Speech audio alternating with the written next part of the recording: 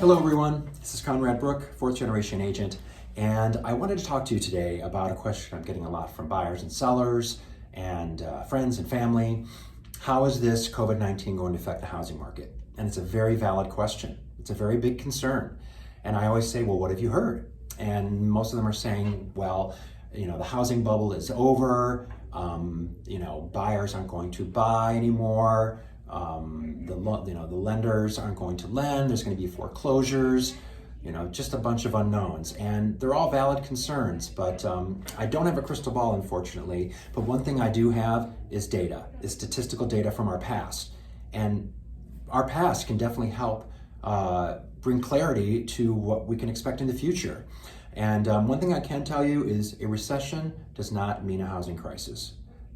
It does not necessarily mean a housing crisis. And let me explain why. First, the source. Where is this coming from? It's coming from a virus, an outside economic influence. It's something that is temporary and that we are gaining control of. We have complete control of it. And once we get all the testing and all the immunizations that we need, we'll be in complete control. This thing will be gone and we'll be right back to where we were in February, where the economy was jamming. Another thing is, if we look at our past 5 recessions, look at this chart here, 3 out of the past 5 recessions, home values actually went up. Only in 2008 did we have a significant decrease at 20%. And that was nationwide, guys. This is not in Las Vegas, this is nationwide, right?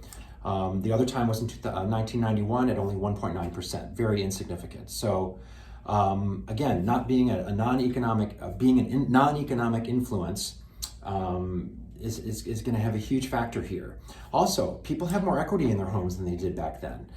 In 2005 to 2007, people cashed out $824 billion worth of equity at their homes. That's a lot of money. Between 2017 and 2019, it was only $232 billion. So people have a lot more equity in their homes than they used to. Another thing is, foreclosures only make up about 1.5% of the market right now. So one thing that the government is doing to step in is they've just enacted a moratorium that is suspending all evictions of tenants and suspending all foreclosures for the next 60 days. And I think in 60 days, we'll have a pretty strong control of this thing. So I think we're going to be okay. Another thing to look at is people's payment as a percentage of their income has gone down significantly. Right now it's at about 14% of their income. 4 years ago, it was at 18%. Why is that? It's because interest rates are so low. I mean, we're at 3.5%, 3.75%, 4% interest rates right now. During the recessions, like 1980, was it 15% interest rates. I mean, that is a huge chunk of your paycheck, right? So at only 40% of your income going towards your mortgage, you have more money to spend on things, more money to buy a car, more money to pay off your credit card. So you're much better for the economy, right? Again, interest rates are historically low. I mean, just cheap money out there. And lenders are also offering some forbearance and forgiveness. So,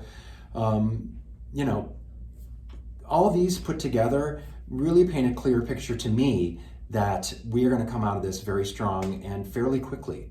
If you guys have any questions on any of these statistics, please, don't hesitate to give me a call.